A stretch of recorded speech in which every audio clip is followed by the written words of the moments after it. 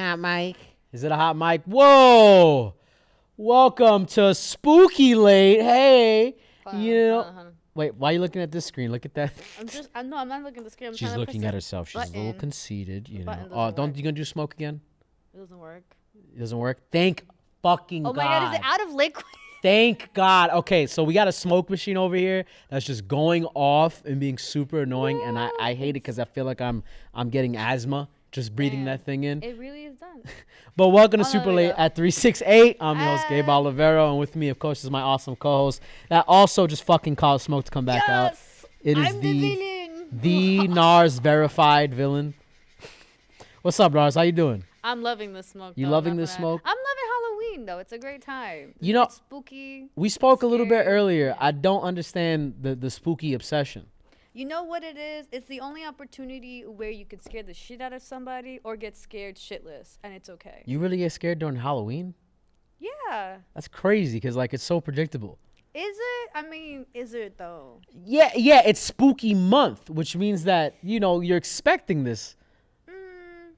But it's also a great opportunity to, like, if you ever wanted to, I don't know, play a spooky game or dress up as a spooky character, you can, and no one will judge you. Who's your spooky fit for this October? Ooh. So my chat, I made my goal, yay, woo, and my chat was like, yo, you should totally cosplay somebody, and I was like, I'm gonna cosplay Velma from Scooby-Doo.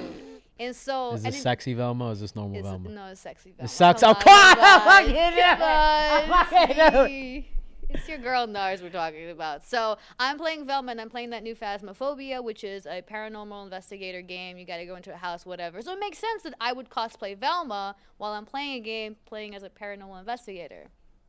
Even though the gang never actually was investigating paranormal, it was mostly like, you know, your uncle. People in costumes. Yeah, people in costumes who were being assholes trying to, like, you know, gyp somebody else. But rule the world. Yeah.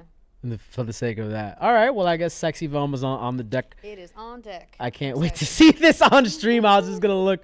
But what we got going on this week in past news? Well, I mean... Oh, you had the news up. I think you're looking at your Twitter the whole time. So obsessed. I am not... Now she reaches for the laptop. Expose. Who we got in the chat right now? What's good out, Taco? So, I don't know if you guys... Oh, wait, also... What? We have CrestaStarr on later tonight. Hell yeah. I forgot to mention that for a second. I'm a little rusty. Oh my God. She's probably in chat like these mofos. Not professional at all. Not professional at all. Yes, but the ever amazing, fabulous, did you stone those tides, CrestaStarr wrestling and video game expert who was on Ven yesterday. Yeah. She was talking with Aaron Ashley Simon about a lot of things that are happening with the WWE franchise. I don't know if it's WWE or F, whatever. But Vince McMahon is on something because the way he's treating some of his wrestlers is absolutely batshit crazy. But we'll talk about that more later tonight when we have her on the show. But when it comes to news, are you ready for this? I'm always ready. You ready? Let's hear it. All right. So let me ask you something. How much would you spend on a rare Pokemon card? Like, what's the max amount? Max amount. Do I have money to blow? You have money to blow. Okay. But like, you don't have like $1 million to blow. Okay, so like you're making one. I would never buy a Pokemon card for that's $1,000+. But for the sake of this conversation, the most I would pay would probably be maybe $1,000. $1,000? $1,000. That's about it. All right. Well, check this. Logic bought a Pokemon card for $220,000. It is a PSA Type 10 Charizard card. It's the highest rated offered for any collectible trading card, and he spent 220 G's on that. I'm in the wrong fucking profession. Like, how can you just say I'm gonna drop almost a quarter, barely, is pretty much $250,000 on a fucking Pokemon card? Like, what? That's your kid's, like, nest egg or something like that on this card. Granted, maybe the card will increase in value. Maybe the card will be worth $1 million in about 20 years or something like that. Who knows? Maybe the artist dies, God forbid, and then, you know, the value just shoots up even more. But, dude, it's like Logan Paul bought a freaking box of cards for $220,000, I believe. Today, also, it was found that the original Blue Eyes White Dragon for the Seto Kaiba starter deck sold for $10 grand. Almost 11 was 10 grand, $600. $10,600. It's a lot of money. Which is just, it blows my mind how we're in this current time frame, and for some reason there's still ways for people to be like, I'm gonna blow my money, even though there's a possibility the U.S. economy is gonna just flip out of nowhere in like a month or so. But you know what's so freaking like flabbergasting about this whole thing is all those people who have thrown away all those Pokemon cards, yeah, we talk about it every having not known that, hey, if you would have just hung on to them, you could have put down a deposit for a house now. Yeah, that's like property, that's business expenses, a whole bunch of stuff. I mean, like, I think the move now would then be to buy the boxes today and save them for another 20 years, because it's only been like 20 years. Yeah. So, you know, maybe the other box would be worth that much if that, swear to God, turn that smoke machine off. I don't even know how to, so anyways, moving on. So if you have some cards, some Pokemon cards, is your parents hoarding it, go find them, ask them, try to get it, because there are people that got money to buy it.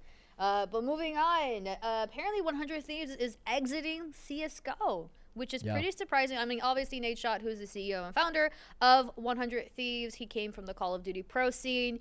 But the funny thing is that they got into CSGO literally in 2018. It just started. It's only been 2 years and now they're exiting. What are your thoughts about that? So, I mean, if you watch the video about Nadeshot talking about this, he said that specifically that the fact that they're in quarantine and COVID, they couldn't do what they want to do with their team. So it didn't feel right to them to have a team. Like, they couldn't do content around them, couldn't even do the right push, because all of them are in Europe. CSGO scene is really big in Europe, and all the events for CSGO are coming up for like the next year and remainder of this year, whatever, they're happening in Europe. And with the traveling thing, it's just like, it didn't make sense to them, I guess, financially to like be invested in this thing. But also, I mean, a lot of people got really negative about it. Like, oh, you guys don't want to win championships. You're not a content creator house, which I kind of side with them on that point. Like, definitely the focus of 100 Thieves now is their content creators versus their teams, like the League of Legends teams and stuff like that. But I don't know, man. I always think that running an esports team it's unless you're G2, TSM, and maybe FaZe, you don't really make any money. It's like really, really expensive. And no one talks about the money you win for these tournaments. Like, for example, the NBA, the finals, like there was a $30 million cash prize, right? You think, oh my God, the team, Lakers won $30 million. That's chump change. What they care about is the fucking jersey sales from LeBron, which is all directly tied to his brand. So it's like, you know, the actual winning thing is not a thing anymore. But what do you think about it, Narz? You know, to be quite honest, like, I agree with you. Like, even though, like, esports is, like, hot right now, like, I don't know if we have it here, but Dota, apparently, their prize pool is $40 million. I don't know where Dota gets the money. Well, apparently, they do it from the compendium. So the compendium is, like, their battle pass. And for anyone who purchases the battle pass, they get, like, skins and stuff like that in the game. But a good chunk of that money goes straight towards the prize pool. And it's great because you win Dota Worlds, like, you're an automatic millionaire. Like, literally, you come out with a check that's, like, 1 This is worth all the struggle. Ooh, yeah, I know. Do you play Dota? I tried once. And quickly ran a League of Legends. League of Legends brain was like, yeah, this is too much work. Yeah, this is a little too much. But I respect, I watch it. I respect people who play Dota. And I think it's amazing that the infrastructure of the community can support that. But yeah, I mean, like with esports, I feel like the evolution of esports goes from being competitive to starting creating content for that, fashion, lifestyle. Like, that's why I call myself a glam gamer, because I'm in the niche in like the lifestyle gaming. Aaron Ashley Simon is another example. And that's what's just eventually going to happen. Esports is becoming so mainstream that now there are avenues in between esports and gaming that now these communities, these organizations can literally thrive on. Like, Nadeshot was just literally doing a video of him cooking. Yeah. And he's trying to make grilled cheese or something like that. Shit came out burnt. Yo. Also yesterday, him, Brooke, Courage, and I think Symphony, they're playing Uno, and the big viral clip was Nadeshot put a 6 on a 9 and acted mad quiet, and then the chat caught him, and then he was like, why the fuck? And it's like people are ingesting that content. I think that the majority of viewers who watch these things, they don't really care about the competitive side as much anymore, and it's just more so about the personalities, which are what these brands are focusing on. Like, 100 Thieves does it the best out of all the brands. If I was picking an org, people say FaZe Clan a lot, when I think FaZe Clan has like some of the worst PR. Like, when I think of FaZe Clan, I think of, yeah, bro, FaZe up. Like, there's no prestige to FaZe. It's just like, you're a FaZe guy. It's like people wear Supreme sometimes. That's the thing. They're the fucking hangover boys. Yo, did you ever hear about how I don't know, I forgot the guy's name, he's like B or Blinks or whatever, the owner of FaZe Clan, how they trashed a Vegas hotel room and then they got banned for it? I was like, yo, I want to see pictures of the hotel room. They know how to party. FaZe Clan is the yeah, Dan they're Bilzerian of fucking esport orgs. That's what they FaZe do. up, FaZe up. What else we got going on? All right. So apparently Australians are saying that the NBA 2K scam cheated them out of at least $300,000. Apparently a prominent figure, a step back rack, stole hundreds of thousands of dollars from the Australian and New Zealand community in what appears to be an investment scam. It's alleged another gamer, Renegade, who was also involved in the scam. The YouTuber streamer Tyson was the first to bring that to light, but obviously a lot of young gamers are not too happy about it. What about your thoughts about that? I'm gonna be honest with you. I didn't read this one, so I don't have thoughts on it from an educated perspective. But hearing about this, how the fuck did you guys get scammed out of that much money? Like, this is a cumulative sum, right? $300,000. Narz? Yeah, 300,000. And it was like each one of these. What was the method of scamming? So Tyson was saying that he was operating a huge illegal pyramid scheme that was taking place using the NBA 2K community, and he was able to prey on young vulnerable victims, believing they could flip their money in NBA 2K. He Amwayed them, bro. He did the fucking the what? How does that happen? Like, where are the parents? Where's the education? You don't give people money online. This is just like a very obvious. If someone asks for money, you don't give it to them. Like, huh? I don't know. It's interesting, I guess. I mean, but to be fair, I feel like the fragility of esports, this is just one aspect of the fragility of esports, when we were like hearing about contract rights with like certain players, hearing about like obviously investigation for tournaments that are happening and stuff like that. Because sorry to say this, but esports started very grassroots. 100%. So like there's still some scum left in that that need to be cleaned. Not to say that like everybody's a scum, but there are people who take advantage of people who are looking to be esports pro players. Yes. And unfortunately, the NBA scene, particularly the community, doesn't have a lot of support from EA. Yeah. Especially when it comes to like the tournament in esports. Wait, NBA 2K is not EA game. It's not? It's not. It's Origin? Oh my god. Well, whoever's behind Origin is EA. What are you talking about? Oh god. NBA 2K is 2K games. 2K's okay, well, whatever. Whoever's behind 2K. Exposed. I am exposed. But honestly, like, this is just it's just really sad, but this is not the first time I've heard about something happening in the NBA 2K community. Yeah. I mean, I haven't followed it too closely, but I do agree with you, like, with the whole grassroots approach. Like, it's very, especially when you're mixing these communities. Like, these communities are really young, learning how to socialize online. They probably never got scammed day in life off the street. I've been scammed by, unfortunately, I've been scammed once in my life. Someone got $60 out of me, telling me a really sweet story that wasn't a sweet story in the end. So, they don't got that filter built up. But it's just unfortunate because, like, the media's going to be like, oh, well, this is why gaming is bad. These kids are mixing with these villains and Please don't. Please don't. I'm tired of it. I don't want you to take another story and spin it to paint our community in a negative light. This just shit happens everywhere. I'm pretty sure there's somebody scamming somebody. Right now, it's people scamming people with clothes. Like, if you go down a Canal Street right now, there's nothing but illegal Louis V bags. I mean, you ain't wrong with that. It's like, dude, scamming all over the world. But what else we got going on, Narz? So, I don't know if you know, but they just released that the PlayStation 5 is going to be backwards compatible. They've confirmed a bunch of games that will be supported for the PlayStation 5. What are your thoughts? I know you're like a little bit on the fence about the PlayStation 5. I mean, I'm still not going to be getting it. I know there's people who are day one console fanatics. I've learned my lesson over the years. There's not going to be much available in the beginning, and the backwards compatibility, of course, is to give you more options. Oh, I can play my PS4 games and maybe my PS3 games. Probably not, but I can play these games. Yeah, it's just there's not a lot going on with these consoles. I think it's all real hype, and none of it just makes sense to me to warrant the price point to make me want to buy them, and you're not going to get me with some bullshit backwards compatibility. Mm-hmm. It's just not. It's just like, save your money. Like, seriously, save your money. Buy stock in Sony. Don't buy the PlayStation. So Sony confirmed that 99% of the games, like all 4,000 games that were available for the PlayStation 4, will be playable on the PlayStation 5. Really? Yeah. And what games are those? There's a whole list of them. Just give me the top. Afro Samurai 2, Ghost of Tsushima, Ain't Hitman nobody. Go. I mean, those are games we've already played. I mean, that's why it's backwards compatible. I know, but I'm saying, but like it's like they have to do this because there's nothing to play when it comes out. What you got, Ratchet and Clank? Not yet. Not yet. We're buying into the future possibilities of what could come out on this console. I mean, we know Final Fantasy's coming out. Yeah, we know when? that the new God of War is coming out. When's Final Fantasy coming out? 2021. Oh, so I gotta wait till 2021 Listen, to get the next part to a game I've already Yes. played when I was like Yeah. 7 years old. You know what? Yeah. Exactly. You guys get got all the time. I've got out But of you that know what? circle. I'm a sucker. I can see it in your eyes. I can see it in your eyes. But what else we got? All right, so 5G alone will not probably save the Apple phone, but there has been a lot of talks and rumors about the Apple devices that are coming out. Obviously, there's 4 different Apple devices, Apple phones that are coming out, and in addition, there is like there's an Apple Home mini speaker that are coming out. What are your thoughts on the 4 different Apple products that are going to be released? Yeah, so the rumors are done. We just had the press conference this past 13th. And I watched it. It was an Apple. First, it was a dope press conference. Like, I swear to God, these people at Apple, they just know what they're doing. Whoever's doing your graphic design, or I guess it would be called motion graphics, something like that, pay them more because they're doing something that's really great.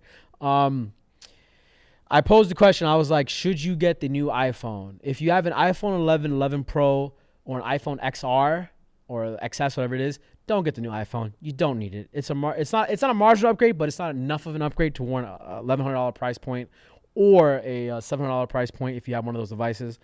I think that the biggest upgrades to them were with the video features that everybody's like, oh my God, Dolby Vision, I can shoot a movie on this. This is gonna be beautiful.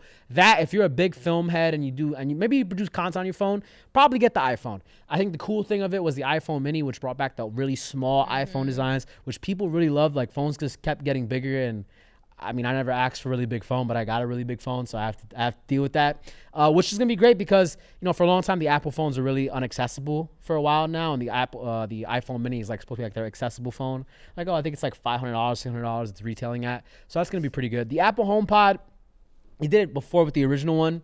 My biggest complaint with it was, why isn't this Bluetooth when Bluetooth speakers are like the biggest thing for speakers now? Everyone wants Bluetooth speakers. Like, like I don't want this shit. I don't need another Alexa in my house. Like, give me a Bluetooth speaker, like, because that thing sounds amazing. It can literally fill up a room with very clean, loud audio. So let me take you with me wherever I go. Yeah. So, you know what's interesting though, the speakers themselves, they act like Alexa. Yeah. But it isn't until that you like add Siri that they're going to allow you to like talk to the speaker. Yeah. Because apparently it's only like local. But then if you activate Siri, then it starts taking your voice data and sending it to the server. So I don't know how people feel about having like their voice compromised. Or, yeah, like, I mean, most people, I think at this OPSEC. point, or most people have some sort of voice assistant in their house. Yeah. Like, I know a lot of people who have like Alexas. I have an Alexa and all that. I think at that point, like, I'm not worried about what the FBI is hearing me talk about in my house. Like, what are you gonna get me for? It's just like, I understand privacy issues. I just know I'm not saying something that could incriminate me. So, in the confines of my own home. But yeah, I don't know. I think that the products were not exciting, and that, of course, as always, the big thing is going to come next year. What do you think about the fact that they're not going to be adding earbuds or chargers to the That phone? shit is okay. I love how they like- framed it. We're going environmental friendly. All right, let me get this straight. Well, first of all, they used actual data. They were like, oh, we have like 2 billion or whatever chargers in the wild and headphones in the wild. Like, they're out there. You probably have them in your house. So you don't need a new one. So we're going to cut down on metric tons of waste, right, that would happen from production. But so why don't you offer me, because let's say if I don't have it, you should offer at the store, you can come get a free charger and free headphones if you lost your stuff, complimentary with your phone, right? Because you should have them at the store. You gotta have a whole bunch of them. I've seen people walk around them all the time.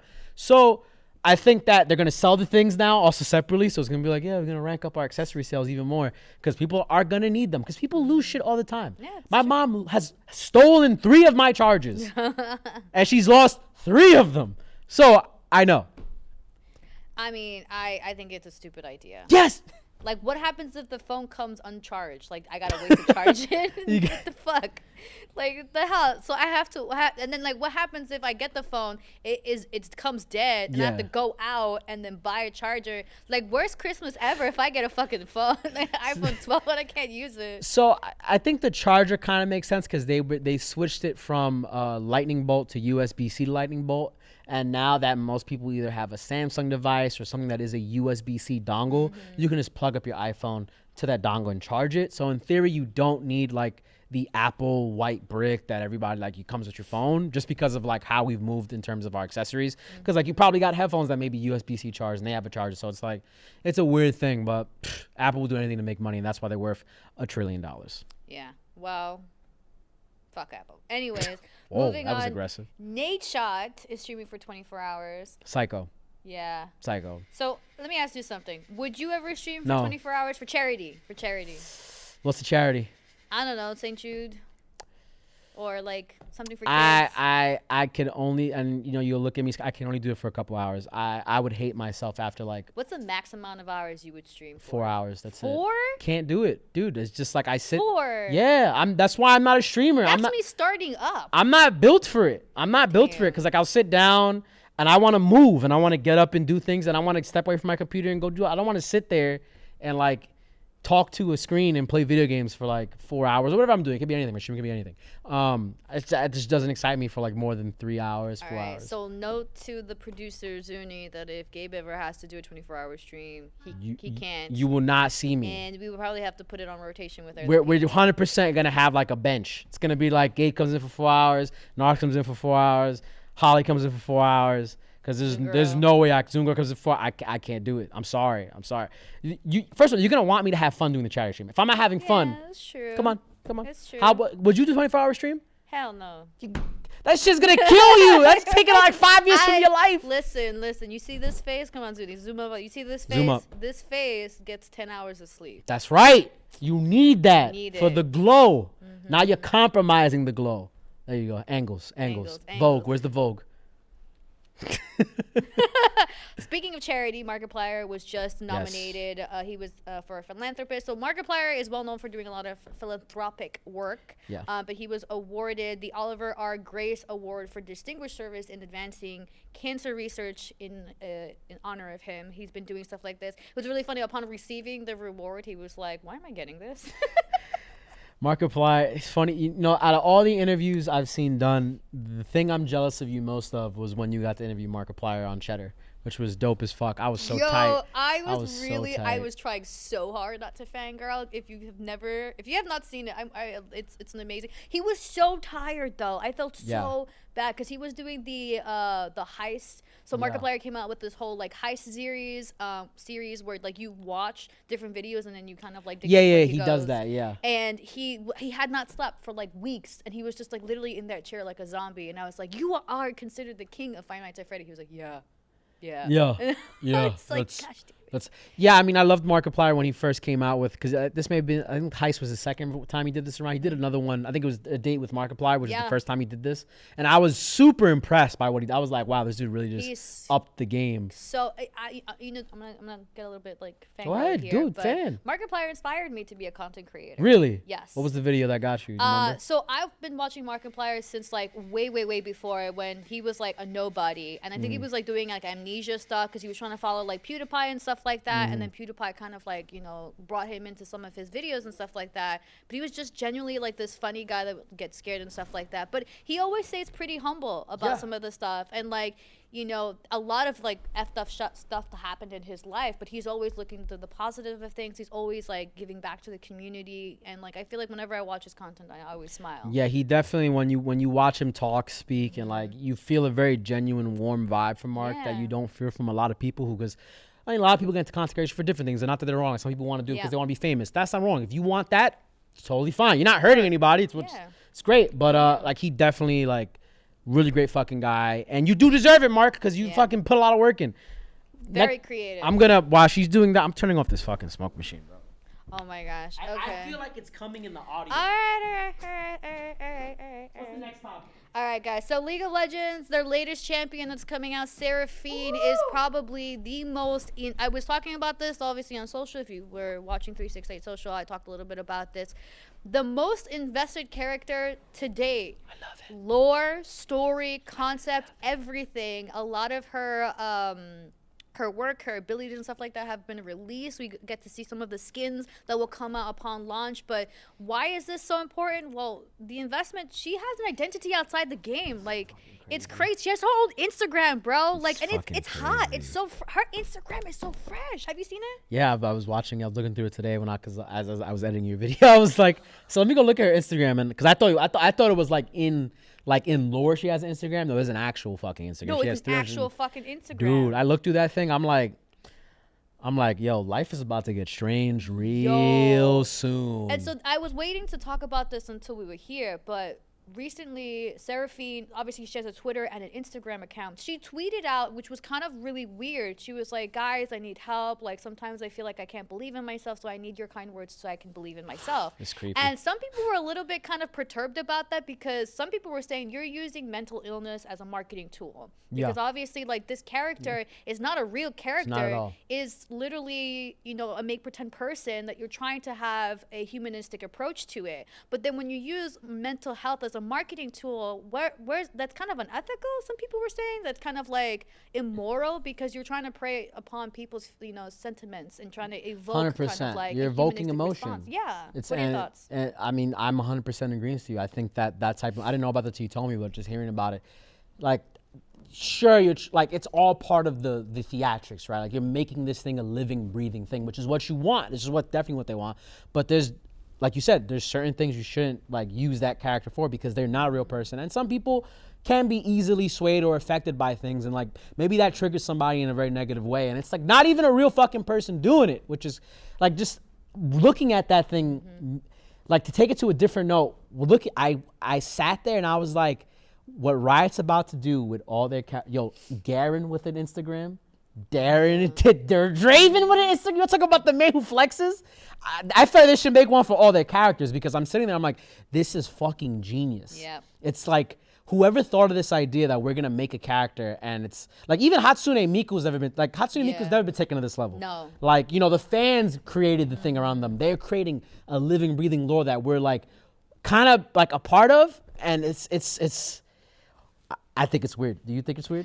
You know, it's so funny because like I think it's weird. I think it's weird that they use like sentiments and stuff like that to get people's approach. But I think it's absolutely fascinating that they're creating this. They're bringing life to this character, and I wouldn't be surprised when I called it out. Like, I feel like she's gonna become a VTuber. Oh, 100%. When you said in the video, I was like, yeah, they're gonna milk this for as much money as possible. And obviously, like, she's gonna come out for Worlds. You know, she's working with KDA, the group, so we know that she's going to appear for. They're Worlds. gonna. I can already see like the voice actress doing hosting the Worlds, like talking in the VTuber thing. As a VTuber, yeah. And then like you also said she had a YouTube channel. I was trying to find that. Was it an actual YouTube channel? Or just in her lore? It's a YouTube channel, but I'll link it to you. They're gonna milk it. They're gonna make so much money. Dude, it's crazy. Millions of dollars we made off this character. And you know, if they're smart, they'll do it for the entire KDA group too. They have to at this point, because there's lore that now ties into all of the other characters, and a comic strip, like a comic book now. There's like a manhwa about it as well. It's crazy. It's absolutely crazy. You can go down the rabbit hole when it comes to Riot fanfic. But what else we got? So we got some numbers from Streamlabs, Stream Hatchet, and she has a SoundCloud. She has a SoundCloud too. Yep. But yeah, Streamlabs streaming industry report came out. It talks about total watch hours across Facebook, YouTube, and Twitch. Give me that fat ass number. So Twitch, first of all, Facebook finally made 1 million total hours watched. So congratulations to Facebook. Good work. You're growing. You made it. Woo.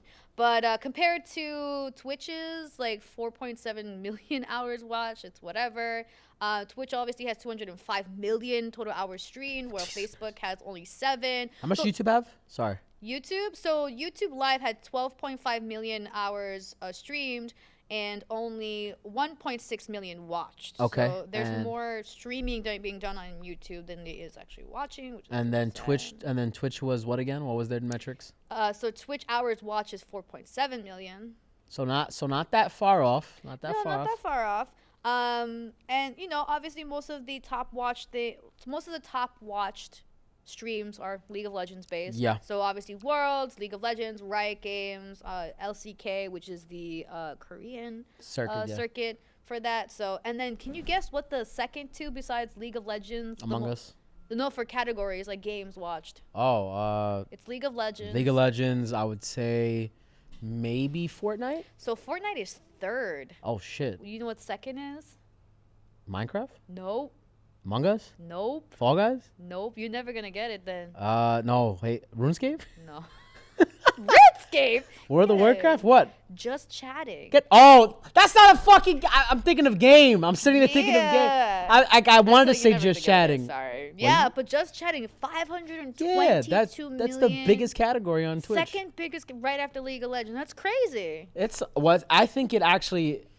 I think it may be bigger than League simply because like I've seen 200 or 300,000 viewers in just chatting, whereas like League sits at around like 80, 90, 100K around there most of the time. It's people want to talk to people, and that's the most engaging part of Twitch is just chatting, and there's just so many. Just chatting blew up in quarantine. Yeah, because people needed like they want to get like a little bit of like human interaction. They can kind of feel that in the Twitch chat and just chatting more so than like watching somebody stream a game. And just chatting could be anything. Somebody could literally be painting and they're just chatting, or watching anime and just chatting, which was a common theme. But yeah, that's ridiculous, man. How many hours again? You said 4.8 million. Yep. That's crazy. Yep. I could build a city with that. Yeah. I could build a city. You could be an empire. Forget about city. An empire. Get everybody to follow behind you. What would you call it? You know how I call my followers Narzians. What would you call your followers? I wouldn't. You know what? The Oliveros? No. Olives? No. I don't. My name does not have any type of like fan. So you just want to be like minions? I'm not even call it minions. Just be like, yo, what's up? Yo, what's good? That's it. I don't think. I wouldn't have a name. I personally don't like. Your name is perfect. My Narzians, my Nartians. There's so many ways you can spin that, right? The Empire of Narz, Narzanthia, whatever. Like Narzanthia. Like I already have a pretentious name, Gabriel. Like that's already like a lot of syllables. So no. What? Olives. I'm not calling them olives. I don't even like fucking olives. What the? I love olives. Oh my god, you're one of the weird ones. I love olives. So you're not cut. So you're cut out for YouTube.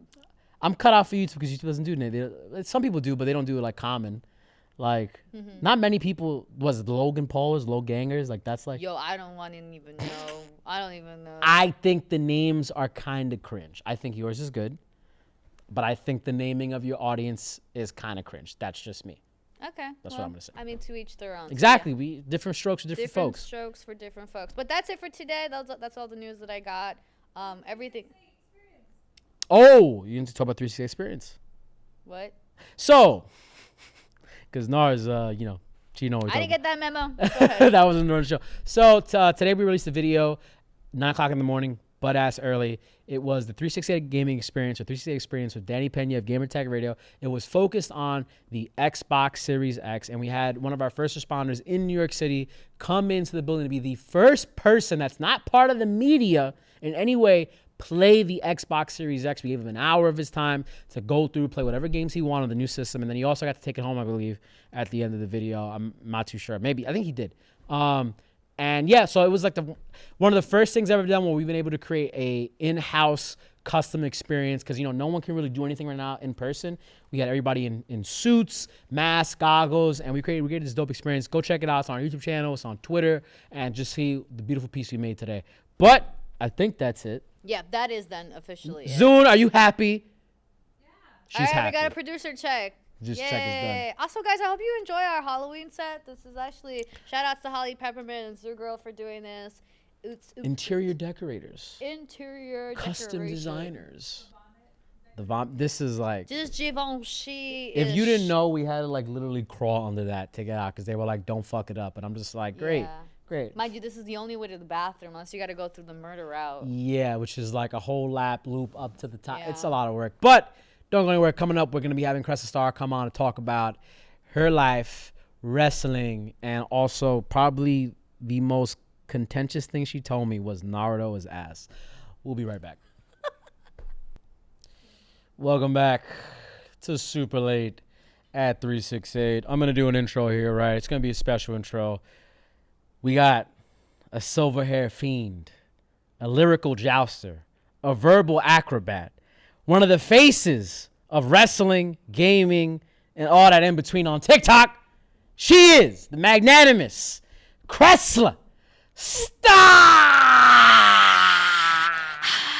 Awesome. Hello, chat. Hi. Thank you for pressing F. I love you all. I hope everyone's doing well. I hope you drink water and you're sitting up straight. The only thing missing from that was a ooh at the end. Ooh, Ooh. So, Narz and Cresta, you guys are apparently best friends. This is apparently? the BBBFFFFF. This is my biche. This is your biche? This is my biche. You don't fuck with her, you don't fuck with me. That's okay. it. Yeah. How'd you get Ride how'd or you two die. meet? Ride or die. Ride or die, yes indeed. How'd you two meet? Because I haven't you met want to Cresta tell the story, personally. Cresta? I love it how you say it. Oh, story time. All right, so I knew Narz from the NYC scene from MashFest at the time, and we were like off and on cool, whatever. One year we go to PAX East together. Not together, but like we went and then we met up. Mad random. She's like, yo, my ride said they couldn't fit me in the car, da da da da da. And I was like, that's ridiculous. You know what? My dad is coming to pick me up. Why don't you just come back with me to New York? She's looking at me like, you're some random girl from the Bronx. Why would I come? And I'm looking at her like, what else you gonna do, sis? So whatever. We ended up going to the after party, getting sloshed, and here comes my dad at 2 a.m, taking me home. And I'm holding Jen, and she's looking at me like, I love you. I will never leave you. So I'm like, okay, work. Now, a couple of months go by. Me and Jen started being real good, cool queens, good Judies. And then she's like, hey, I don't know if you know, but PAX West is happening and I have an extra spot and I need someone who's going to write about journalism for my site. Articles for my site. I'm like, cool. She's like, you want to go? I was like, work. What I got to do? All you got to do is have your plane ticket and you can go. And I was like, I'm there. And ever since then, it was history. I love her. That's like my sister from another mister. So wait, Cresta, do you work as like a journalist in gaming and wrestling, or is it more just like personality, like content creator side?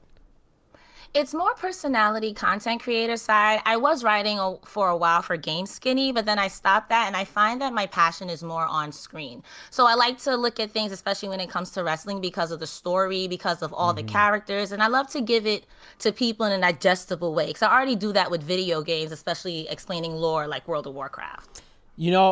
Hitting on the wrestling thing, I definitely can see, you having a wrestling background, the way you talk, the way you act, it's eccentric, it's very apparent. And I feel like wrestling fans know wrestling fans when they see them. And I think that more gamers who are like in front of the camera, like esports people or content creators, they should go and watch wrestling so they can build personality, right? Do you have any insight, like any tips you give to people to like work on their personality, to build their mic skills? I feel there are 2 pop culture things right now that you could watch: wrestling and Drag Race. They have such, I'm so serious. I am so serious. And I mean this with the utmost respect. Professional wrestling is just straight man drag. It's all it is. So instead of lip syncing for your life, I'm gonna body slam you through a table. Like, it's the same thing. You've got larger than life personalities. You've got people who sometimes spend hours putting on makeup to give you a show, breaking their bodies at the cost of your applause. You know what I mean? So I think if you can develop an on-camera, just a confidence to bring yourself up to. Because regularly I look homeless. Jen will be the first one to tell you I am the most comfortable, the most me when I'm homeless. But when I get dolled up, I'm like, I want to be on. I want to make sure you're watching, want to watch me again. Who is she though? I want to give people a show. So like, find something about you and make it times 10. KO Ken times 10.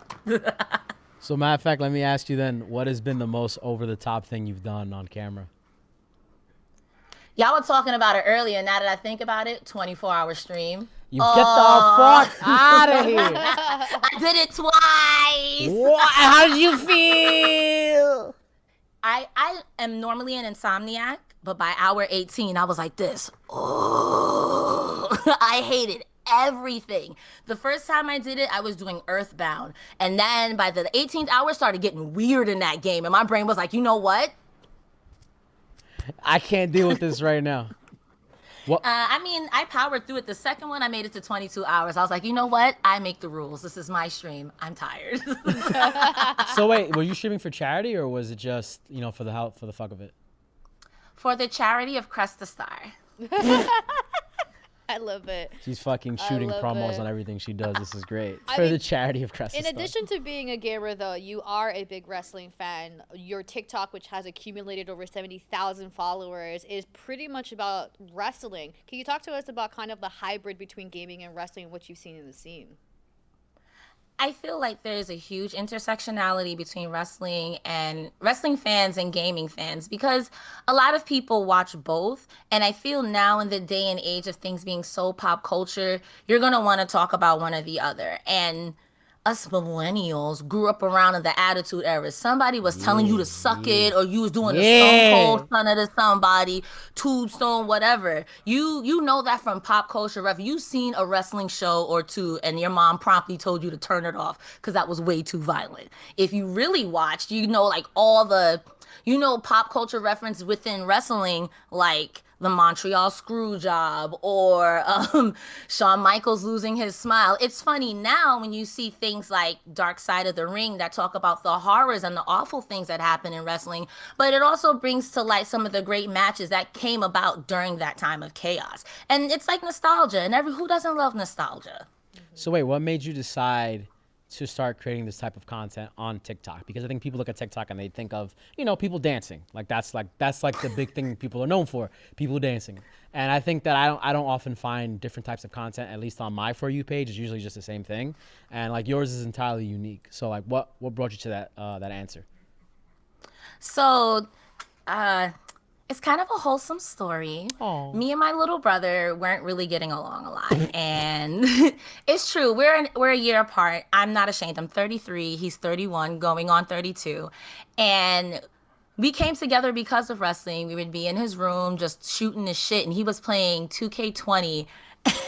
And his character just got stuck in the ground and he was doing some weird glitch shit. And I was recording it and dying laughing. I put it on my Facebook and people were like, you should just put this on your Instagram or your whatever. I'm like, no one's going to watch this. It's like, yo, just do it. Narz again was like, just do it. What's the worst that could happen? So I just did it. I was also very hesitant to get on TikTok because like you said, to me, it was like a bunch of little kids or people dancing. And again, Narz was like, what's the worst that could happen? Just do it. And a lot of people were like, I don't watch wrestling anymore, but you make wrestling funny. And as I got more into it, like the real arc was Ronda Rousey's makeup because, they did that poor girl bad. Her makeup looked like Pimp My Ride did her makeup. And it was like, why y'all do her like that? And it just became a meme. And I just kept watching because it was like, if y'all do that to Ronda Rousey, and my little brother explained to me, though, this is wrestling and this is how this goes. He explained to me what kayfabe was. And then I just really started getting into it. And me and him bonded over that. So I have wrestling to thank a lot for my little brother and our relationships. I just went with it. So wait, so your brother got you into wrestling recently? You weren't always a wrestling fan from the beginning? I was a wrestling fan back in the Attitude Era. But Okay, as life goes on... I'm sorry, what? No, sorry. I just needed clarity because I thought that I missed something there. But yeah, you're saying... Nah. As life went on, I had to get a job. I couldn't stay home and watch wrestling on 3 Mondays hours and of fucking Thursdays. content. I was working as a waitress. I could make $400 or I could watch Raw. I was making $400, girl. So wait, what has kept you invested in wrestling all this time? Because I stopped watching the last match when Undertaker lost to Brock. I was just like, all right, this is it's going downhill now, and that's when I was done. And I haven't had a reason to really watch. Like I went to the last year's WrestleMania. I was there because it was in Jersey, and I'm like, I've never been to WrestleMania in my life. I gotta fucking go. And I went. I got my commemorative chair, so I'm happy I got that. But it doesn't seem to grab me anymore. So what keeps you invested? Back in the Attitude Era, my favorite female wrestler was Chyna. There was no other girl like that. Yeah. Nobody. She was fighting the dudes. It was getting real. Yo, she held the Intercontinental Championship like, what's up? What's up? And people were like dead scared to take it from her. She was like, whatever. I never seen a girl like that in modern times. Like, hot take, prepare to flame me in chat. I think Trish Stratus is overrated. And I respect what she did for the business, but you had killers in your league like Lita and Ivory and Jacqueline, who might be the same person, but I can't remember right. Or Jazz is who I'm thinking of. You had these people who were really good, and you kept pushing people like Sable, and it's like, okay, get it where you fit in, sis. I'm not a hater, but you had people who were really doing it who couldn't get 10 minutes. Then I saw Nia Jax. Whew. She changed my life. She was really picking girls up and yeeting them. Like, she, Alexa Bliss, like, y fuera, in the words of just like, get out of here. Like, it was so funny to me. And there were actual storylines. And then Ember Moon, I love her to death. How do you do a frog splash stunner and people don't use you? What? I love women's wrestling now. And it's so empowering to see people like Zelina Vega, who were practically best friends. Speaking of Selena Vega, you guys are really like I'm a little jealous because you guys are like on DM terms. You're in each other's DMs now. So I'm just gonna say right now, me and we're Vega best are the friends. Okay, I think me and Vega are the same person then. You're my friend too, and I believe you are her. And you don't tell everyone that you're a wrestler. Oh. But let me not exaggerate. I wait till she hits me up and I'm just like this. Yes, please. More attention, please. What are some other wrestlers you're into right now? Because I know we spoke recently on the side. You're like, oh, what are like my all-time favorites? And I gave you like a couple answers. I gave you Asuka's my favorite women's wrestler. And then my favorite active wrestler was, oh, God. How did my brain just shut up Jericho? My brain literally turned off. And like that whole part of the conversation just disappeared. I was like, so who are people you like right now? I'm really into Kenny Omega, Will Ospreay, Ember Moon. I do like MJF. I feel like MJF with the more seasoning and maybe if he got a grittier edge, like after he takes a real bad beat down, I would love to see that. I would love to see him just go straight brutal and have that character arc. It's hard to say because of COVID. So many wrestlers are not either active or being used or they don't want to wrestle because of COVID. But, so matter of fact, what that gives, like what you said right there, like people need a little bit more season, a little bit more, like get a little beat up on there, get some more work done. Wrestling, I think they made a lot of money this past quarter, right? And it was like one of their biggest quarters, the WWE. And then their ratings are down. And a lot of people think that, you know, Vince McMahon has lost his touch with like what is like what's popping today. Like even though he did the Attitude Era, he's not in today's era. So what do you think is wrong with today's wrestling in the WWE sense? Because I know there's great shit happening on the indie scene, great shit happening in Japan. AEW is popping the fuck off because they got Jericho. But go ahead. I think the problem with WWE is that Vince McMahon relies so heavily on old stars. Like, you want to keep bringing back Brock Lesnar or Goldberg. Like, matter of fact, the most screwiest thing in recent time is The Fiend being so popular and then losing at Hell in a Cell. Can we talk about that? Into a corner. Like, we can. I have feelings. I feel like you have feelings. Let's let it out. Let's have an emotional session right now. So, for those who don't know, The Fiend is just Bray Wyatt with a new gimmick, right? And when Bray Wyatt came in and he had the Wyatt family, he was the top villain. He was prepped. He was peppered. He was cooking everybody. The dude hit every night. But he never won at a fucking pay-per-view. It was always L after L after L. And after a certain amount of time, I'm just like, great. This heel is just being literally what he is to be put under the face's heel. If a face you don't know was a good guy, heel is the bad guy in the WWE terms. And they remake him as The Fiend, and they repeat the same process again, which I just don't get. Can you explain it to me, Cresta, why this happens?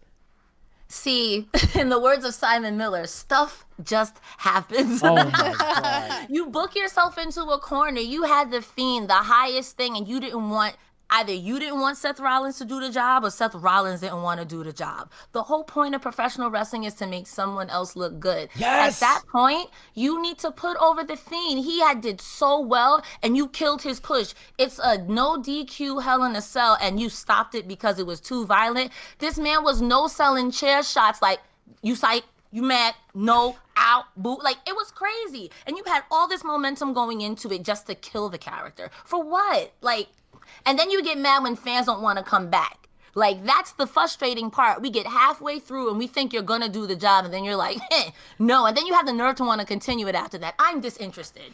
I don't care anymore. It didn't happen at WrestleMania, but it's going to happen at SummerSlam. No, it's not. And then we got hit with the bait and switch. It's like, it's So like after Undertaker, like when Undertaker took his first L, right? I was like, okay, when you had Bray Wyatt fight Undertaker at the following WrestleMania, right? So Undertaker could like rub that L off or whatever the hell it was. You could have positioned Bray Wyatt as like the new Taker, like he's gonna be like he's undefeated at WrestleMania, he can't be beat, because like WrestleMania kind of lacks that spectacle now, where it's like, is it gonna happen? The streak, and it'll probably never happen again, just because we're in different times now. But I don't get, and maybe you can explain to me why, like, or why do you feel Vince McMahon makes the creative decisions that he does? I mean, at the end of the day, it's all about protecting the IP and the image, because fans are finicky. And to an extent, I agree with Vince that fans don't know what they want. You don't want to be patient for long-term booking. You don't want these things to happen long-term. You don't want to wait for the big payoff. But you also want their merch to sell. If somebody looks like a loser, I got to keep you as a loser, so maybe there's some loser appeal. But when it comes to breaking new stars, you've made everyone a loser. So it's hard to care. So the problem is, like, Andrade is a good example. He didn't even get drafted, and he was one of the highest stars. So, like, make it make sense. What was the last? Oh, you were gonna say? Yeah, I definitely want to talk about creator content, considering that you were on Ven yesterday talking about the whole scandal between wrestlers who are creating their own content on YouTube and Twitch. Specifically, like Xavier Woods had a twitch.tv/Austin Creed because he had to change it. But now Vince McMahon is coming and encroaching on some of these wrestlers who are trying to get into gaming and sabotaging their growth into other platforms. Can you talk to that, and what would be the best steps or course of actions Vince should do to like help with that growth but still be able to keep his IP? I mean, that becomes a tricky territory when it comes to the IP, because he wants to make sure that those merch sales, that you're not doing anything messed up. However, it's greedy. These people are independent contractors. If you want to have that much control of their money flow as independent contractors, you need to hire them as employees and give them health insurance, cover their hotel and travel. There's so many things with pro wrestling that I hate, because I care about the people who wrestle, because you put your body on the line for me to be entertained. Like, that's metal as fuck, you know? So it's like, you can't overreach. And yes, you did create these identities, and yes, you will go out there and take a bump. But if they are independent contractors, they should be able to take third-party work. Even if they change their name, and then to say like, okay, now we're going to rework your contracts where you have to stream under this channel.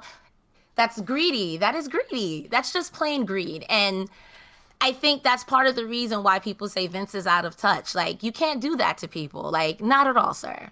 Yeah, it's a lot different now because, for example, you know, Xavier Woods had up, up, down, down for a while now. That's not just like a new invention. He's been doing it for years, and it's super successful. It's a really great YouTube channel. There's great gaming content, and it wasn't an issue, and like no one ever brought it up. And then recently, I think because Cameo came out, there became like a whole thing, because now wrestlers could have like fan meetups on this app, which was a big part of like, I guess, WWE's revenue for certain events, like to have those meetups and like those meet and greets.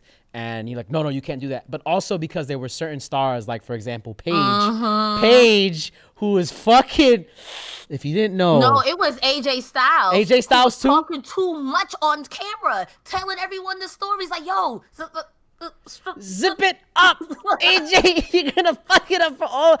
Honestly, it's funny because I remember like Vince McMahon not maybe saying this specifically, but saying that not only do they own the wrestler's name, but they own the person's name. That's crazy. So like, not only does he own it. Xavier Woods, he owns Austin Creed. He's crazy. Dragging it. That's crazy. I remember making a reaction YouTube video to this because I read that and I was just like, huh? What contract did I sign say that you own me? What the fuck is this shit? Imagine someone like copyrighted your name, Gabe Olivero, and everywhere you went, like, you couldn't use your own name to like promote your own content. Which is like ridiculous. It's like, I would understand if my content was questionable. Like, it should be definitely like, you know, on a case by case basis. Like, all right, AJ, you need to chill the fuck out. But like Xavier Woods, he just plays video games and has like other stars on his channel who play video games with him. That's great fucking PR for the company. It's free PR for the company. What is the fucking issue? Would you work for WWE, Narz, if that was the thing? I mean, considering what they do to people like Xavier Woods, where they literally are sabotaging his possibility for growth on other platforms, no, because it's like, yeah, like I can be Xavier Woods on WWE, but let me be Austin Creed, which is my actual name, on my own Twitch account. But if I can't even do that, so I'm trapped, and I hate that. That's literally that's creative suffocation. You're suffocating a creator from literally doing what they love to do. And considering with COVID, in my opinion, I think Vince McMahon should support some of the wrestlers to expand and grow in other platforms, and then take money out of that. So if Xavier Woods is using Xavier Woods on Twitch.tv, make it tie in with WWE somehow. I don't know, Cresta, what are your thoughts? I know you had some input on how that it could be changed. Listen, I'm fake because WWE pay a lot of money. So I don't want to say something I can't take back. Wait, hold on. You on the payroll? Listen, you telling me, Gabe, I want you to say on twitch.tv right now, for $100,000, you're not going to get put through a table? $100,000. I've done that for free. What are you talking about? So what you talking about? Listen. It's not even a question. I think that it's messed up what Vince McMahon is doing. And I'm not afraid to say I'd be the change on the inside. But some people get paid like $300,000 to sit at home. Me? I'm fake. I'll fight the cause on the inside. Oh, wow. Okay. So you with the authority. You're not against the authority. I'm not with the but you gonna work with the authority. I'm willing to work and be the change from the inside because it was me, Austin. It was me all along. Yo, what a plan. Wait, Cresta, do you actually work for WWE? No, I'm saying this. I mean, you worked with WWE. The green screen covers up my mansion, actually. I'm actually in Stamford, Connecticut. I'm rich. These wigs are not cheap. I don't wear wigs. Hair. This is my hair. Yes, 100%. She had lavender hair a second ago. It's a new type of fiber. It's not imaginary. So wait, what would be your gimmick if you were a wrestler? If you had to leave the chair and get in the squared circle, what are you doing? I'm trying to submit people because I have a lot of aggression. However, I am not ashamed to get put through the table for the right price. So I don't want to do flip-de-doos. I'm afraid of heights. I'm going to hit you with an Italian and you're going to tap. So then, being that, like we talked earlier about, for example, Jericho, who's like a really big, like creative and innovator in wrestling, like, one of the best, if not, literally his name is the best in the world. How do you stay motivated to produce different types of content? Like, how do you keep being energized to talk about the same thing? Because I personally, the idea of like creators is like, oh, well, find your niche and like stick to that niche and like X, Y, and Z. I can't do that for more than like 4 videos or like 4 things. Like I did a video on Batman about how he's ass. I did a video on how they blue balled Vegeta for 21 years. And after that, I'm like, all right, I'm done with these anime videos. I got to talk about something else. I mean, honestly, I'm going to give you a little quick wrestling 101. Here we go. Ooh. For those of you who don't know, the term kayfabe means reality within the wrestling world. I call myself a kayfabe fan. I am a fan of the characters within a show. I enjoy the crap out of that show. I like to critique a show that I love. And that's the best way I keep myself grounded and motivated. Because on the one hand, I can say, I think Lacey, no, that's a bad example. I think Trish Stratus, I don't think is a good wrestler. Do I think Trish Stratus is a bad person? Absolutely not. Those are 2 different people. You know what I mean? Like, do I think Charlotte Flair is annoying? Yes, sometimes. Do I think Ashley Flair is annoying? I don't know the girl. She's a great great professional wrestler. I'm not going to talk shit to her. She could beat me up. Are you kidding? It's like, you can ground yourself. It's a reality TV show that I always know is going to end in a fight. I just want to see how this turns out. That's the best way I put it. And when people are being weird online to wrestlers, it's like, hey, remember, if you say that wrestling is fake, remind yourself that it's fake. Don't be weird. But wait, how does that keep you creating new content?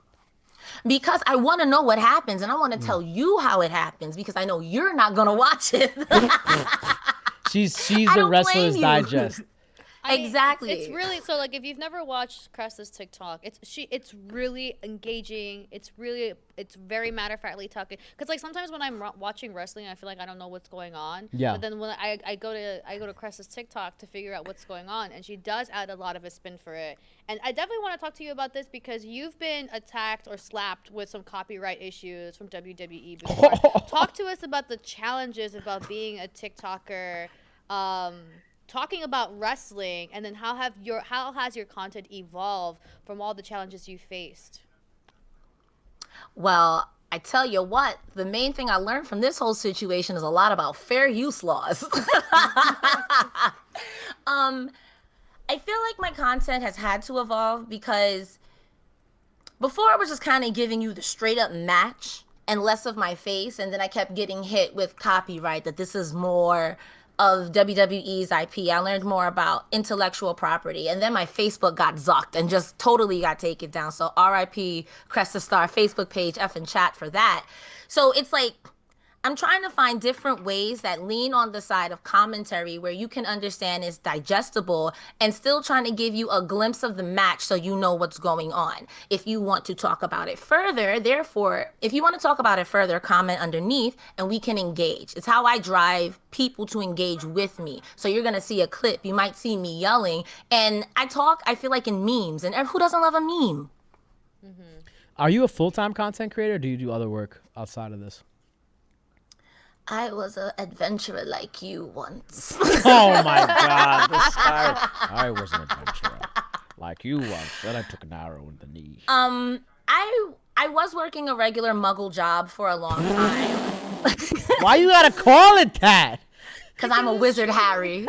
Yo, make up your mind. Are you a wizard? Are you a wrestler? Like, what's going on? Yes. Yeah. I'm all those things. I'm an experience. I mean, I haven't had a regular job since then, if that makes you happy. Wait, but when I've was been that? trying to do a regular job. Yeah, when was the happy. When was yes? When you had the happy last? When was the last time you worked a regular job? A year ago at this point, like almost the end of 2019. Okay, so you've been working full time as a content creator now. Yeah. I mean, I try to put out as much content, either streaming or my TikTok, Instagram, no longer Facebook or Twitter, just to try to stay engaged with the wrestling community and people who may not necessarily watch wrestling. So how do the, what's the specific word I'm looking here? What have been some hurdles you've come across trying to do full-time content creation? Poor. Oh. I know that shouldn't be the crux, but like let's be real here. Like I have rent to pay, I have food to put in my belly, so it's like I could stay at home and create the full time, and I don't want people to come to my stream and feel like I gotta give this girl money because I got 2 feet, I got 2 hands, I can go out and get a job. I try my hardest, but then unfortunately my content takes a hit because it's like, do I want to be at work or watching Raw for 3 hours? Like, what am I gonna do? So exactly. So then what do you do then when those times do come where it's like, oh, maybe this month I'm not going to like hit those numbers I need to with my content? What is the versatility you bring, or like the flexibility to like help you meet those ends?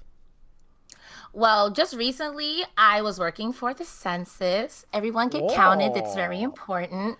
And I'm also really good at saving money, because I don't like to spend money unless it's on food and then I have a problem. But also it's like you can stay at home. There are a bunch of little things you can do. And I'm not the money mogul media. Don't look at me for that. But I try to stream as much as I can. And the money I have, I don't spend it on nothing. And plus, the COVID cash bucks, they wasn't bad. It wasn't bad. Gabe's dying over here. I'm sorry. I feel like Gabe is laughing at me. No, I'm laughing with you because I know some personal people who've had a very similar response. COVID cash wasn't too bad.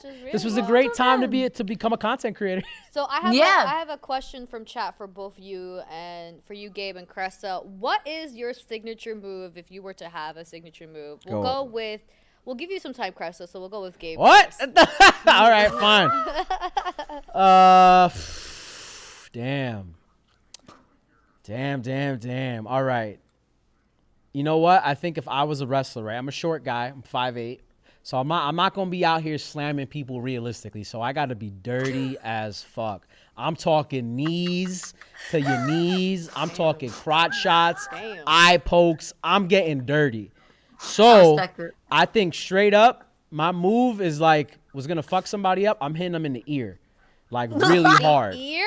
Yo, you will The ear, bro, like a nice little knuckle shot. Like so, like you stand right here, right? I take both my hands, gah! And then like, wait, do it against the camera. Hold on. Do it against the camera. gah!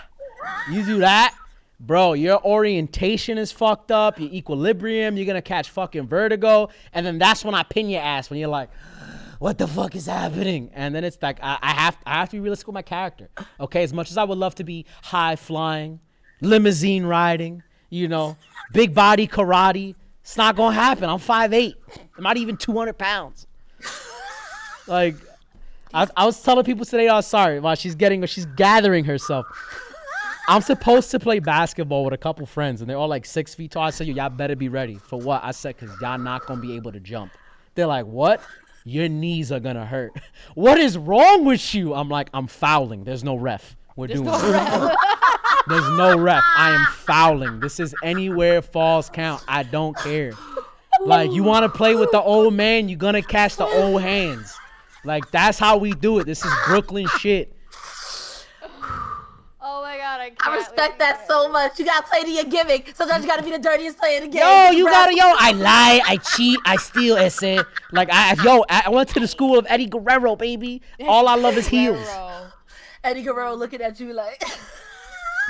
I keep it alive, man. I keep it alive. So, are you ready, Cressa? I am. I already knew my answer before this started. Oh, damn. So, if we talk about WWE glitz and glamour, I think the prettiest submissioner is the Code of Silence Carmella has. How effective it is, I don't know, but it looks really pretty. But my finisher, without that, if I had the upper body strength, I would love to power slam or pop-up power bomb the shit out of somebody. Like, who are you talking to? Bang! Bang! That's such an established dominance move. Like, who are you talking to? I will pick you up and I will put you down. I'm gonna look at you like, what you doing? Looking stupid. You gotta call it. You have to definitely also call that. When you do it, you have to scream bang when you do it, so everybody knows it's the fucking bang. It's like, oh my God, here's CrestaStarr with the bang.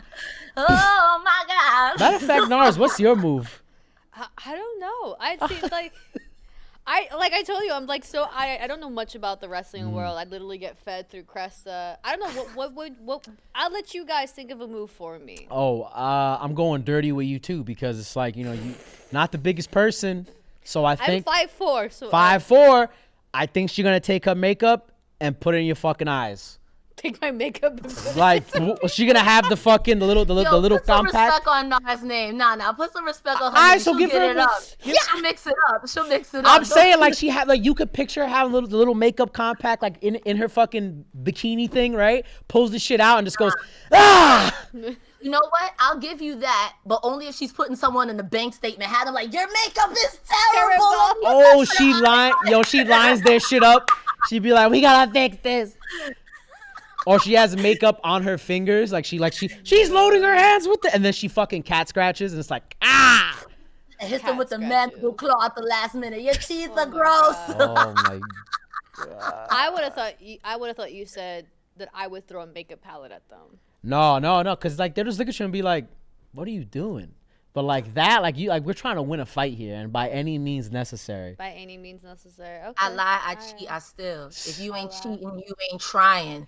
What's the last one? There's a third one. Hold on, let me get my thoughts together. Power, bring it. Okay. Win if you can, lose if you must, but always cheat. Yeah. Always cheat. You ain't cheating, you ain't trying. That's a good. Yo, thank you. Someone finally gets it. Someone finally gets that if you're not cheating, you're not trying. What would you rather be, Narz? A quitter or a cheater? Is that rhetorical? That's a real question. That's a real question. There's two different things. You want to be a quitter or a cheater? I would be a cheater. Thank you. Same. It'd be like that sometimes. Cheaters always fucking prosper. Yeah. Except not there's a lot of layers to cheating here, but we're not that kind of show. We're not that kind of show. That's not the episode today. That's not the couples therapy. I had a question that popped up. One sec. Ooh, I gotta get it. I'm downloading. Give it a minute. Give me a minute. Bam. Bam. Brain.exe has crashed. This is called suspense. Oh my god. What would you for yourself as a content creator? What is your long-term vision, if you have one? Eventually, I would love to have my own talk show. Oh.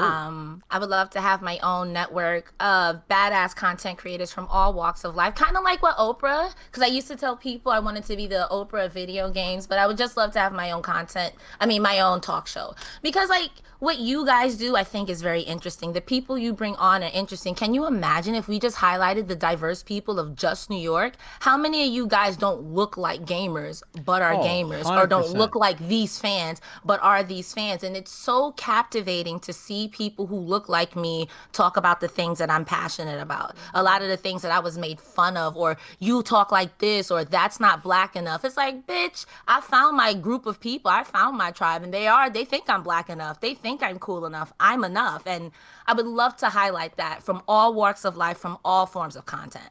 Yeah, I feel like that's a very beautiful advantage we have here in New York that not a lot of places have. Is just like people look entirely different on every corner, and there's so many different interests. And I think there's a very stereotypical image of like people like who are into gaming or into like anime and stuff like that, and you know they're painted in a specific light when it's like, you know, all three of us could just be three different fucking people. Like she could be fucking doing some fashion, like Narz could be doing some fashion designing stuff for all we know, right?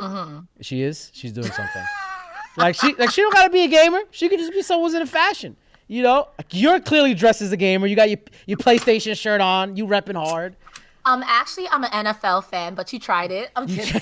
Like I look like a fucking janitor. Like this, like what screams gamer here? Like I'm about to go wipe the floors real quick, custodian style. Oh my god. Yo, it's like it runs in the family. Got to keep the dream alive. Matter of fact, you look like you own a pizza shop. That's what's up though. I'm bringing smiles for miles. Love it. Dollar slices, bring them back. Yep, thank you. Like, but can we bring back quality dollar slices? Like, can I get it? I think my issue here is that I'm vegan, so there's no dollar vegan slice. I need there to be a dollar vegan slice because I know how much goes into this fucking pizza shit, and it's not expensive. But anyway, that's a conversation for another fucking rant. We started off meeting each other for the first time, and you brought up, because Narz, we and Narz talking about it. You have some opinions on Naruto. And I just want you to really show the world how misinformed you are. Go ahead. Let me be clear. First and foremost, I didn't watch all of Naruto because I have a life. Secondly, no matter what you feel about it, anime is subjective. I just feel Naruto subjectively bad. I'm about to make you all mad and get ready to eject me. But all of this could have been avoided if you didn't let a child soldier go and shoot up another village. Instead of being a Hokage and being diplomatic about it, all you did was like, yo, we gonna let Itachi do it. And then Sasuke the whole time was like, I don't like my brother, he's a dick. How could he do this? Like, get out of here, bro. Imagine being an adult in this situation. I know something Hariyama sells eyes in the arm. Madara did it. Wait, what? What the fuck? Something Hashirama sells. Madara did it. You can hate me now. This is the hill I'll die on. I don't care. You know what? Okay, so then fine. Then since there's not gonna be any roommate here, right? Because you're so fucking lost, I can't save you, and it's fine. It's fine. I'm gonna accept this. I'm gonna ask you a serious question because recently I had a conversation with a friend, and you at least have some knowledge of what's going on. Okay. Do you think in a fight that Sasuke Uchiha Sasuke is gonna beat Madara Uchiha solo dolo? Let me tell you something. The moment you say Uchiha, I don't take it seriously. The internet has desensitized me to that name. You got all the cringe guys. I'm a Sharingan. XXX Sasuke 639. Yes. XX. Everybody with their Akatsuki money clothes. on Madara. The internet fucked me up. I can't take any. I'm an Uchiha. Like, you probably smell like cheese. I'm sorry. Ooh, my makeup is running. Yo, what is it? What is it about the Uchihas you think people just grab to so much? Because like I totally get what you're saying. I mean, I guess it's the same thing with Cloud and Edgelord soft boys. They're not enough to be fuck boys, but they're soft enough to be maybe boys. Kind of like Splenda daddies. You don't got all the money, but you got subs, so you're soft. I don't know. That emo arc never appealed to me, so I couldn't tell you. I probably just offended a million people, and they're like, we're going to find you, and you're getting an eye jammy, ma'am. You're getting an eye jammy, ma'am. Ooh, oh my What you go since we're on the subject of anime? You gonna say something? No, I'm hyperventilating. You're hyperventilating? Like, I'm sorry. I didn't mean to kill you. I apologize. Oh my god, keep You going. invited me here. You knew what it was. You knew what you guys signed up for. Y'all knew what it was. Yo, fucking Narz over here. She's literally like dying. And then we got Zune over there. She's also dying. I'm afraid she's gonna hit that end stream button by accident from all the laughing. Guys, she's not that funny, okay?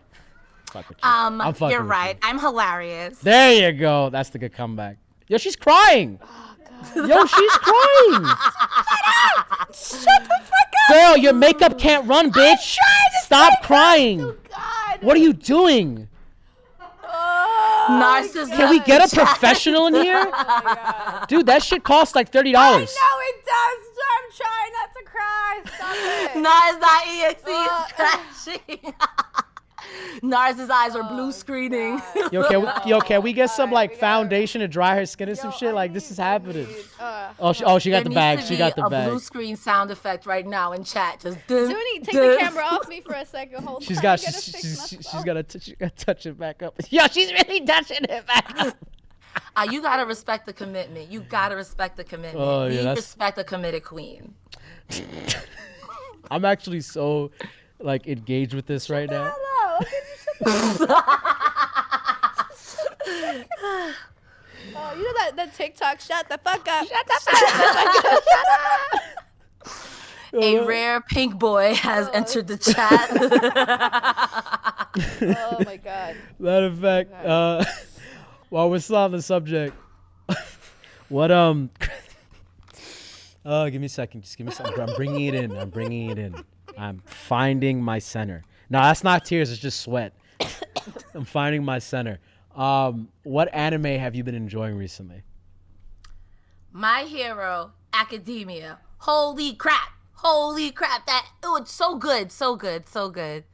Did I see you grab your forehead? What? Me? Is there about to? Yeah. No. I I got like 9 all my figures in the crib, bro. You talking to the right audience. We in the demographic, okay? We here. We in the pocket. What is it about? I do love My Hero. What is it about My What? I'm Hero? sorry. Because what is it about My Hero? Because it could be when you look at a show like that, it's very typical shonen, and it could be very simplistic.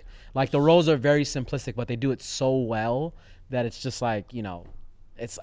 I still don't get why My Hero is so fucking good. It just is good. The only thing I can compare My Hero to is kind of like Harry Potter. And bless Harry Potter, we don't know who wrote that book. That book is a gift from the literate gods, but whatever. It's like young kids coming of age in extraordinary circumstance. You see, COVID. sorry. Shut up. Like, to me, you see someone like Deku who really tries so hard, and it's like, sometimes no matter what you do, you'll always be garbage. But what if you weren't? You know what I mean? Like, what if you weren't? And then all the responsibility that comes with it. Every character is so dynamic that no one just feels like, oh, that's a sidekick or NPC. They all have arcs that you really fall for these children, pretty much, going through high school, going through the motions, and like high school with a league of villains that dead want to kill you. Like, that's weird. So it's like, it's super endearing, kind of like how Harry Potter was. It's like, you're a Sherm Harry Potter, and next thing you know, you're a wizard Harry. It's crazy, and I find it really, really nice that something like that helps a lot of awkward kids make it through. Go be awkward. Go do art, kids. Wait, what? Go dance in the play. Is that what you can? Go dance in the rain. Go fucking put on the goddamn tutu. Matter of fact, I wanted on that bit there. You know what? I've been thinking about this recently. How, we're a little bit of an older crowd, right? for example, My Hero, I think we're all My Hero fans. Like we watch these types of stories and we get really into them, even though like we're out of that point in time. Like as a teenager, like or as a young kid, like watching Naruto growing up, I'm like, yeah, man, let's Leaf Village, we gonna do it, yeah. But it's like, you know, now Naruto is an adult and now there's Boruto and that shit is ass, just like life. It's very obvious. So why do you think that we attach ourselves to those kinds of stories still, even though like we kind of grow out of them, like we're no longer like that centerpiece? Nostalgia sells. I mean, feeling like those feelings of I was awkward and I had to take it on the chin, and then to see a story that might be easier for someone like you, younger than you, you know, like who wasn't bullied or who wasn't teased or who wasn't like you're weird for liking video games or comic books and you're this, that, and the third. Now you have this phenomenon where there are people younger than you and you're looking at them like, damn, I know what that was like, but maybe it's a little less hard because you got something that gives you confidence. Nostalgia sells. It makes you feel like carefree days. You love to feel like you're young again. If you could do it all over again, you just get lost in the sauce and you can understand all the double entendres in that biatch. So like, I don't know. I say what I said. Nostalgia sells. Next question.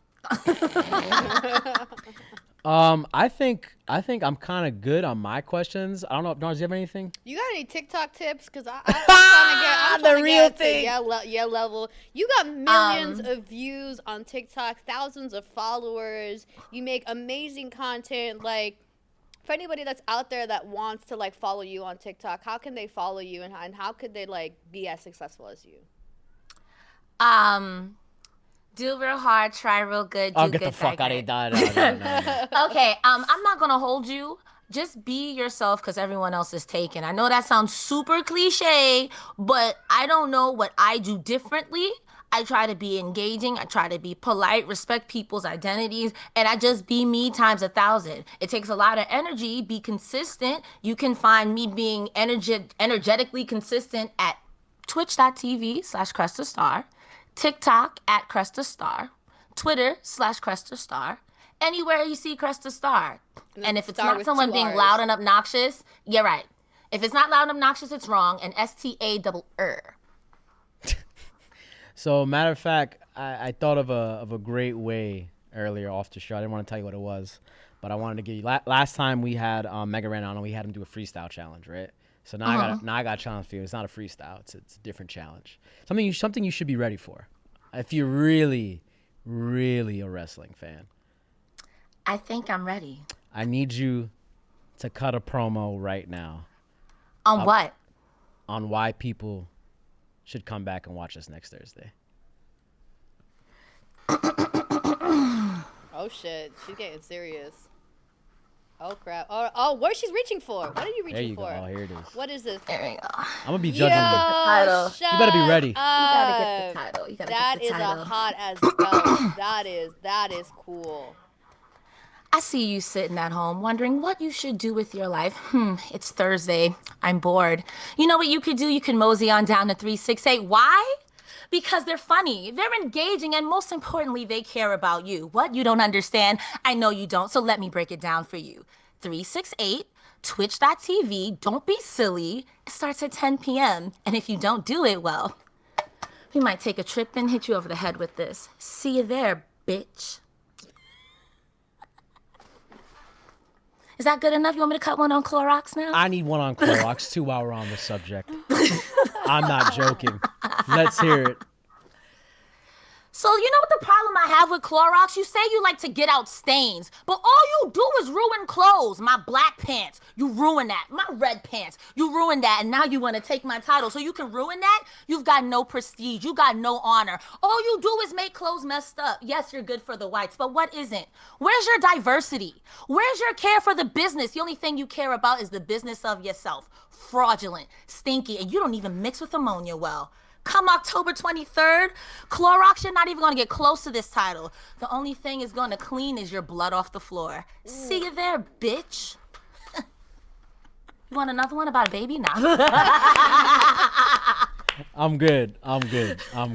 That was good. I loved it. I loved the Clorox one. Anybody who came in like not in the beginning would be like, who is she talking to? I know, right? I'm like, who's this Clorox? We gotta fight this guy. And it's like, yo, like this shit. Is he talking about like some government shit? This is kind of real right now. But you know what? I give you my wrestling stamp of approval. I give it to you. You can hold the title. Ding, ding, ding, ding, You can hold that title ding. bell. Do we have any Thank bells? We have no bell Ding, sounds, ding, do ding, we? ding. No, we don't. Anytime you want to get into a feud, Gabe, I won't go into business for myself as long as we both get paid. But I'm not robbing. I like listen. I like that. We can all eat. Let's all eat. Everybody eats. We can pass the title around between me, you, and Narz. We can hit the pins for each other. Nobody else. Well, Cressa, you've been a great fucking guest. This has been a lot of fun. You literally killed Narz to the point that she had to redo it. Oh, I hear the kitty cats there. And the cats are calling.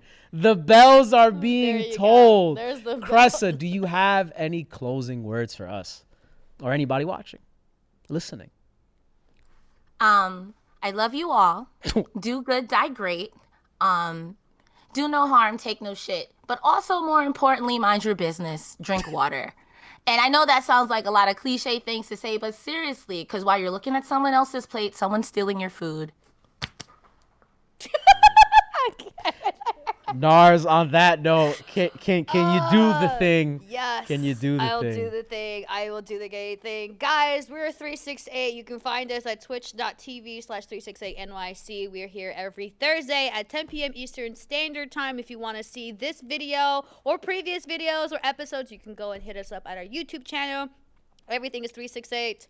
We have our own channel now, Super Late at 368 on Instagram. So if you want to see clips from Super Late specifically, you will find them at twitch.tv. Well, No, Instagram. Instagram.com/ Superlate368. Super Late at 368. We don't have it on Twitter yet. And guys, please be sure to vote. Do I have it? Vote, guys. Please be Vote, sure bitches. to vote. Vote. If you're watching on Twitch, tell people to vote. Vote. Voting does matter. Obviously, it just make your words, your dots, and everything known for sure. Also, Cress, usually we do a raid, but I think you're going to be streaming right after this, right? I was, but I really have to go to the bathroom. I've been holding it since like the second question. I didn't want to just be throw rude.